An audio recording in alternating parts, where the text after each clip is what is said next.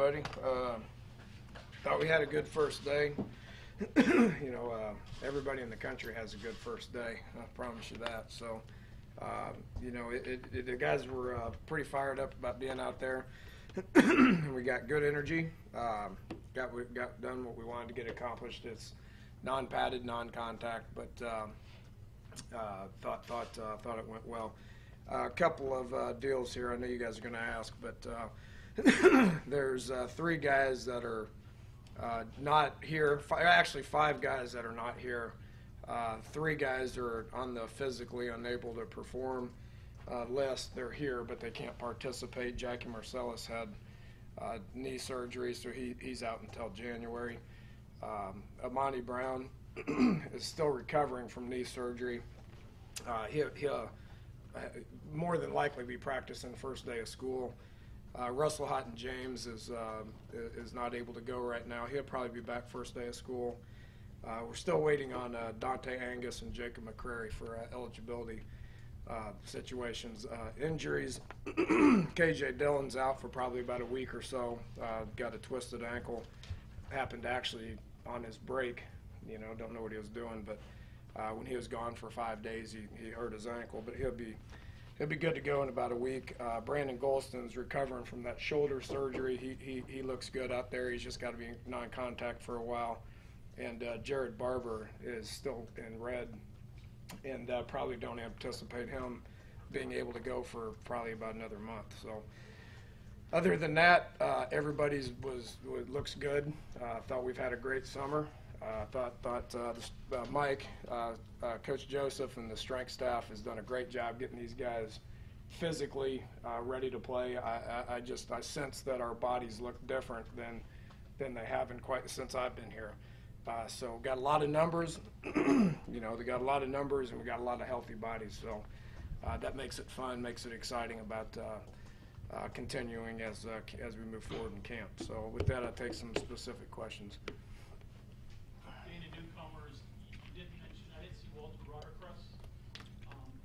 He decided not to play football. So he was here during the summer and decided this was not for him, so went home, and he is no longer on the team. Situation with Jalen Myers? Still waiting. Doesn't I don't want to really comment on it, but still waiting. You mentioned the body's a little different today.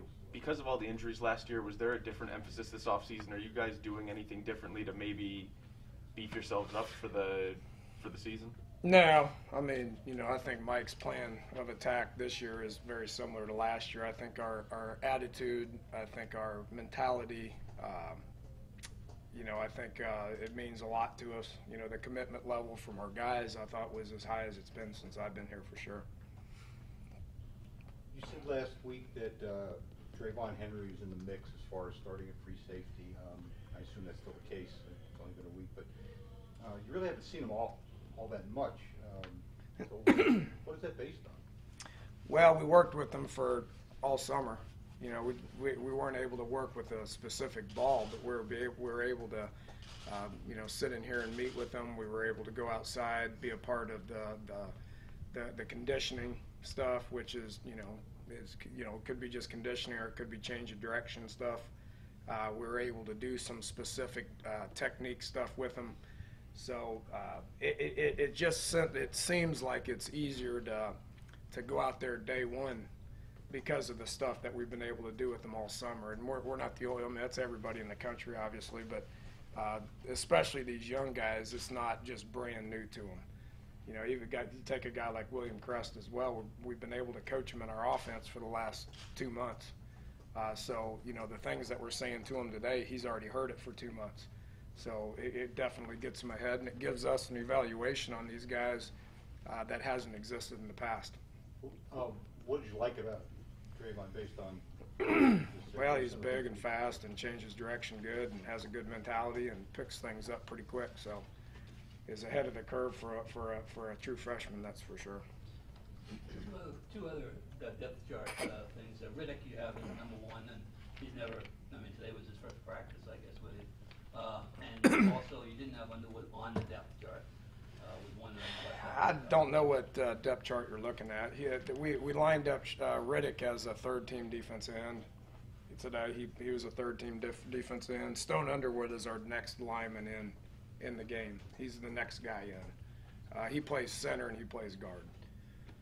So Bob, I don't know what depth chart you're looking at. We can readjust it here after we've officially started camp here. But Stone's our next guy in, and Shaq, there's unknowns. We were not able to work with Riddick throughout the summer because he just graduated. So today was the first time that we've looked at him in person. So he was running 13. And Underwood, he's practicing, I saw, but he wasn't listed anywhere. Who is Underwood? I think you mean Smallwood. Smallwood, I mean. Okay, Smallwood. Yeah, no, Smallwood coming out of that. I thought you meant Stone, which his last name is Underwood. Yeah. So Stone Underwood is our next lineman in the game. I get confused. Wendell Smallwood is where he was at the end of camp. He had a great summer. Obviously, was not with us for about a 10-day period, but it is an integral part of what we're going to be doing offensively. I don't really. It's hard to put these running backs on an actual depth chart right now because we've got so many of them. We're just going to be able to rep them and kind of sort out which guys do what, figure out what our game plan is going to be, and then plug these guys in as we see fit. So it's really hard to develop a depth chart at running back. Maybe you had the additional practice time or work time with them over the summer. That kind of countering that is the decrease in contact in preseason, the new things that you're hearing in the Big 12. How does that affect you preparing for the season and getting guys ready for contact? Yeah, I don't think it's going to affect us at all. I went back and looked at how many times we actually tackled last fall, in our camp, and we actually tackled on 13 of the days, where this year we can only tackle on 12 of the days. And again, I could tackle every day if I really wanted to. It's not legislation. It's just a recommendation. But we're going to follow the recommendation. I don't think it's going to affect us at all. We'll still have 12 days to where we can, tee it up and tackle. We'll be able to be in pads another, I think, 3 or 4 or 5 days where we won't take them to the ground, but there'll still be some contact. Dana, I think Jackie was the guy that you probably wanted to see what he could do healthy as an inside guy, slot guy, where you don't have a wealth of people. What's your game plan there? Not trying to find someone out. Still better than it's been since I've been here. Jordan Thompson looks good. Da'Keil Shorts looks good. Those two guys, were our two inside guys last year. We're trying KJ Myers a little bit right there. KJ's been around here more than any receiver that we've had. He's going into his 4th year here, so he knows every position, and he's got the body type where he can play inside and he can play outside. Lamar Parker's an inside guy. Lamar made some plays today that surprised me. So he's another option. And then all those running back guys, we've talked about Wendell being an inside receiver. Bowie's done a good job of being an inside receiver. Cody Clay's done a good job of being an inside receiver. So we've got more options than we've had since I've been here. I'll get you to talk a little bit about chemistry and where it's developed. Is it developed over the summer? Did it develop during camp? And what are the coaches' roles? What do the players have to develop that themselves? Yeah, there's a comfort level that exists right now that I'm very pleased with. Our coaching staff has a great relationship with each other, and the chemistry with our coaching staff I couldn't be more pleased with. We've been able to spend more time with our players. We got a full roster, ton of guys that we coached last year. We sat in here and taught them our punt team today, and the entire 2 deep was the same entire 2 deep that it was last year. We led the conference in net punt, and we weren't teaching anybody anything new. So the chemistry, the continuity right now is better than it's been since I've been here. Is that a manifestation of having some older kids, a bunch of older kids? It sure helps. It sure helps. We're sitting at about 20 seniors, which there is a point where I didn't know if we'd have 10 seniors in this class, but adding some transfers, getting some kids to stay here, You know, adding some junior college guys and those guys doing a good job academically has put us in a position where we got a decent senior class, but the junior class is the one that's the biggie. You know, there's 27, 28 guys there that are juniors that have played going on their third year now. You know, when we didn't want to play them as freshmen, the one thing it gave us was them going into their junior year with a lot of snaps. How important was it to get a kid like Bryant as a walk-on, as opposed to put him on scholarship, kid from Vanderbilt? Yeah, I don't know yet. We'll see. He's been here a day. I just met him last night. So, you know, we'll talk about guys that have made plays. Actually being able to get out there today, what did you see out of Clint? His arm strength, his demeanor, everything coming in? His sense of urgency, the way he's reading signals, communicating, getting the ball snapped is night and day than it ever was at any point last year. So, you know, it's just nice to be able to, you know, not have to coach a guy every single play, to where you can call it and he does it and you can just move on to the next one. So he's in a good place. He's in a good place, and we will continue to develop his leadership skills and his continuity when it gets to the rest of the receivers. There's a real comfort level right now with him and Orlowski, with him and the receivers. There's a comfort level that exists right now that did not exist at any point last year. Dana, in Dallas, you talked about how you're trying to teach him, I guess, self-preservation. Is that sliding, getting out?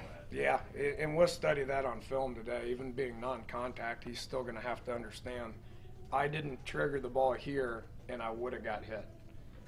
You know, I worked out of the pocket and tried to get away from that guy, and I didn't throw it when he got within arm's reach of me. So we'll be able to work on that through reps, even though the defense won't touch him. Obviously, this camp, we'll be able to say, look, man, you should have done this to avoid that hit, and he needs to continue to improve on that. Dana, are you back to trying to figure out what to do with Logan Moore? No, not really. I tell you, you know, he does everything for us. I mean, he's got a role on this team. You know, he's an extra arm. He's an emergency quarterback. He's an inside receiver. He's a special teams player. He's a guy that just is a role player, and we're glad he's here. Dana, with William Crest, his first day out there, what do you see, and how do you feel like he's entering camp? At what level do you feel like? Yeah, his head's spinning. His head's spinning. We got to force feed him reps. He just looks different than anybody else out there, so we got to force feed him reps, and his head's spinning, and he's going to make a ton of mistakes, and it's our job to keep him up, you know, and just keep coaching him and keep teaching him. When you say he looks different physically, and that's why you want to invest that time in him? Yeah, he's big and he's fast and he's strong and got a good arm. And, I mean, the reason why we recruited him for 3 years. Dana, as someone who's had his own social media problems, and in the wake of what I have? No, me. Oh, okay. I have no idea what you're talking about. I told you I got over that a long time ago. You know. In the wake of what happened with Trickett, Yeah. what have you told your team about? Oh man, we talk to him all the time about it. You know, Mike Montero came up in here and talked to him about it last night. I reiterated everything that they said. Our coaches follow each and every one of our players. Obviously, he made a mistake. He's released a statement, and then I told him to get rid of all his social media. If you abuse it, then it's going to be gone.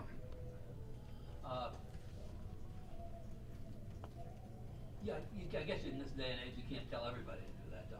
Everybody that's on our team, we can. I mean, they chose to play at West Virginia University, and we can do what we want to with social media.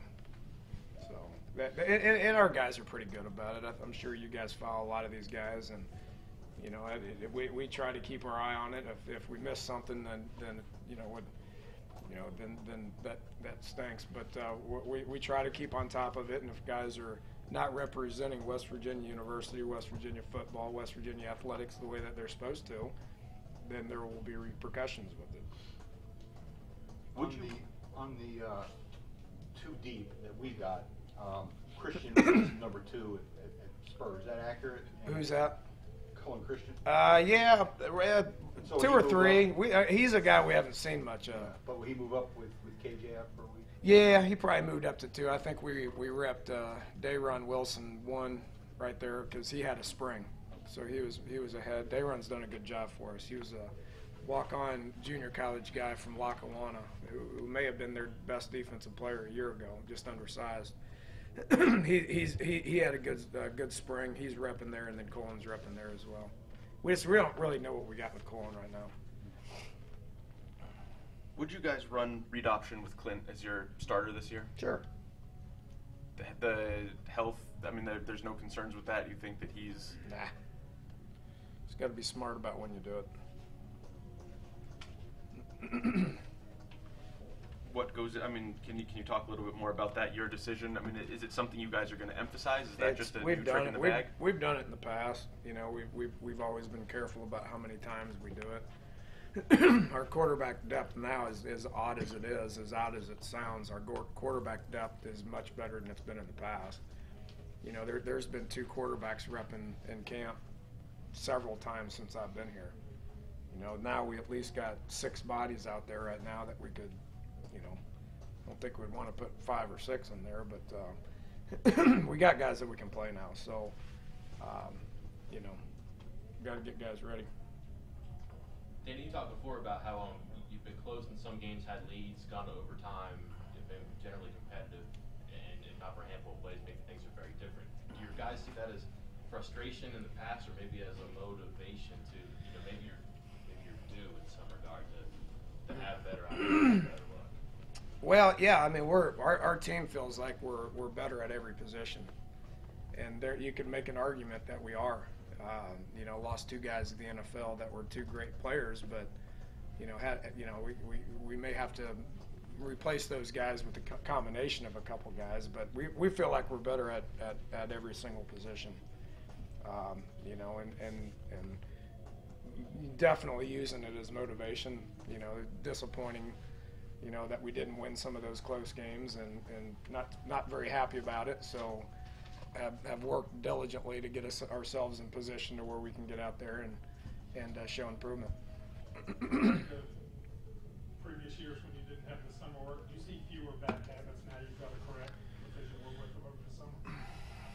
Oh, there's always habits, and when you can't use a ball and you can't go against each other, you know, then you got to work those bad habits out. So, no, I see a difference in the mental aspect of it. You know, what to do. We're not really coaching them what to do out there right now. You know, we're coaching them how to do it better. So, bad habits, no, bad habits are always going to exist. The mental aspect of it, I see a big difference. And maybe that's just because we got experience back, I don't know. Probably a combination of both. Okay, thanks, Coach. All right, thank you guys.